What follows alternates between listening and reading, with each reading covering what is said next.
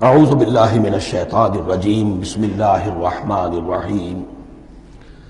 اس سورہ مبارکہ کو الصلاح قرار دیا گیا ایک حدیث میں۔ اس کا جو اسلوب ہے وہ دعا کا ہے، اور دعا کے ساتھ اس کی جو مناسبت ہے، اور پھر اسی کی وجہ سے ہماری نماز کا یہ جزو لا ینفک بنا دیا گیا۔ بلکہ ایک حدیث جو میں آپ کو سناؤں گا اس میں اسی کو نماز قرار دیا گیا، الصلاح یہی ہے۔ ویسے وہ حدیث مبارک موجود ہے، من لم یقرأ بفاتحۃ الکتاب لا صلاۃ لمن لم یقرأ بفاتحۃ الکتاب، جو شخص سورہ فاتحہ کی تلاوت نہیں کرتا اس کی کوئی نماز نہیں۔ اس کے حوالے سے بھی ہمارے ہاں دو مسلک ہیں، ذکر صرف اس لیے کر رہا ہوں کہ آپ کے علم میں ہو، ان میں کوئی بنیادی فرق نہیں ہے۔ کسی بھی ایک رائے کا انسان قائل اور حامل ہو سکتا ہے بغیر اس کے کہ دوسرے کو بالکل غلط قرار دے، بلکہ یہ کہ اس کے لیے بھی گنجائش اپنے ذہن میں اور اپنے دل میں رکھے۔ اور دوسری آیت یہ ہے کہ اس کا حصہ نہیں ہے۔ اسی اعتبار سے یہ کہ یہ سورہ مبارکہ نماز میں پڑھی جانی ضروری ہے، لا صلاۃ لمن لم یقرأ بفاتحۃ الکتاب۔ البتہ یہ اختلاف ہے، یہ بات جو میں ذکر کر رہا تھا جو ذہن سے نکل گئی، کہ آیا مقتدی جو ہے امام کے پیچھے کھڑا ہو کر جب نماز پڑھ رہا ہو تو کیا اس صورت میں بھی اس کے لیے لازم ہے کہ سورہ فاتحہ پڑھے؟ اس میں دو رائے ہو گئی، بلکہ تین۔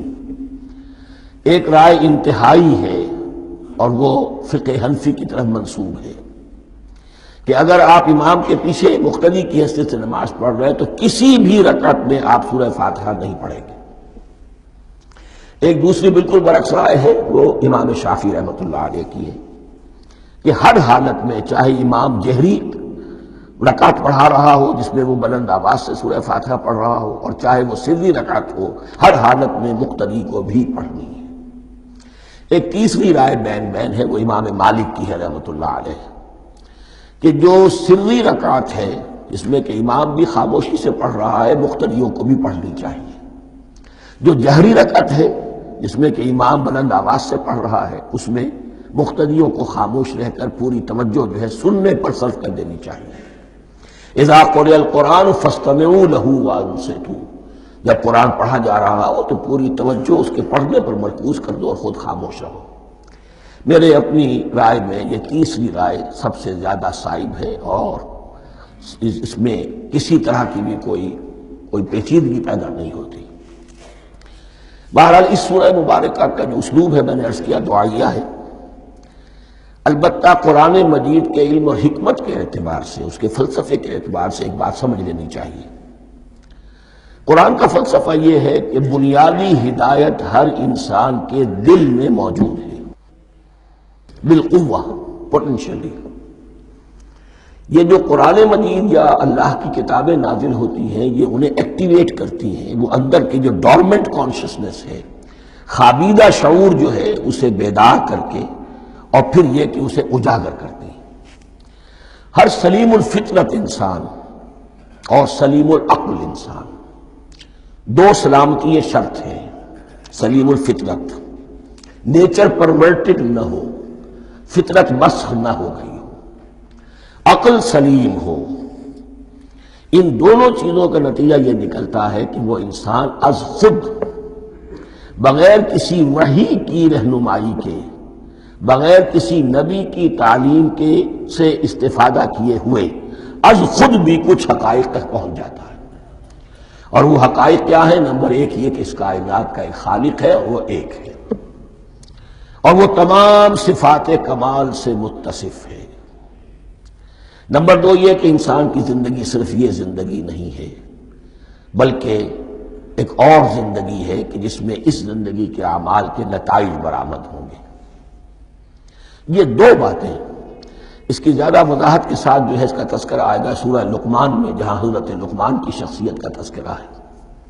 لیکن یہاں صرف یہ بات سمجھ لیجئے کہ قرآن کا فلسفہ یہ ہے کہ ہر انسان میں، ہر فرد نوع بشر میں، جو اپنی ولادت کے وقت مسلم ہوتا ہے، حضور کی حدیث ہے کل مولود یولد علی الفطرہ ابواہ یحودانہ او ینصرانہ او یمجسانہ، ہر بچہ نوع انسانی کا فطرت اسلام پر پیدا ہوتا ہے، وہ فطرت کے اندر وہ ہدایت ودیت ہے۔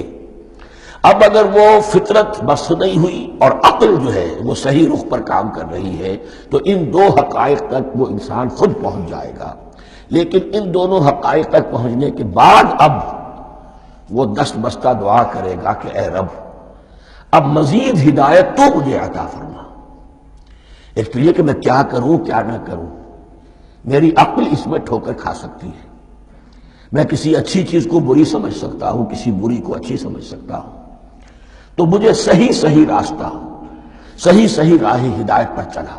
یہ دعا ہے جو انسان کرتا ہے جبکہ وہ ایمان باللہ اور ایمان بالآخرہ تک خود پہنچ چکا ہوتا ہے، اور یہ سمجھتا ہے کہ صحیح زندگی کا رخ یہی ہے کہ جس رب کو میں نے پہچانا ہے کہ وہ اس کائنات کا خالق ہے اور مالک ہے اور رب ہے، میں اس کی بندگی کروں، اس کی اطاعت کروں، اس کا حکم مانوں، اس کے راستے پر چلوں. لیکن وہ راستہ کون سا ہے؟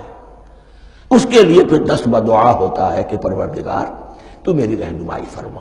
یہ مقام ہے کہ جہاں آپ سمجھ لیجئے اپنے آپ کو بھی آج اس جگہ پر تصور کرتے ہوئے پھر اس سورہ مبارکہ کو پڑھیے کہ آپ اس مقام پر اللہ کے فضل و کرم سے پہنچ چکے ہیں کہ اللہ کو آپ نے پہچان لیا اور اس کی توحید کو جان لیا، اس کی جملہ صفات کمال سے آپ واقف ہو گئے.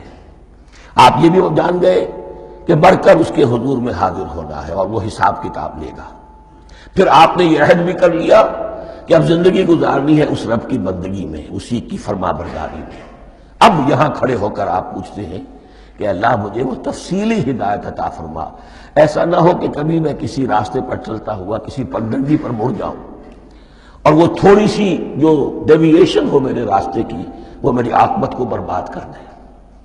یک لحظہ غافل گشتم و صد سال راہم دور شد. اس لیے کہ ہوتا یہی ہے سیدھے راستے سے ذرا سی کوئی پگڈنڈی جو ہے تھوڑے سے اینگل پر نکلی ہے، لیکن جب چلتے جائیں گے آپ تو جتنا آگے بڑھیں گے اس پر اس راہ صراط مستقیم سے آپ اتنے ہی زیادہ دور ہوتے چلے جائیں گے. یہ ہے قرآن مجید کی حکمت اور فلسفے کے اعتبار سے اس سورہ مبارکہ کا مقام.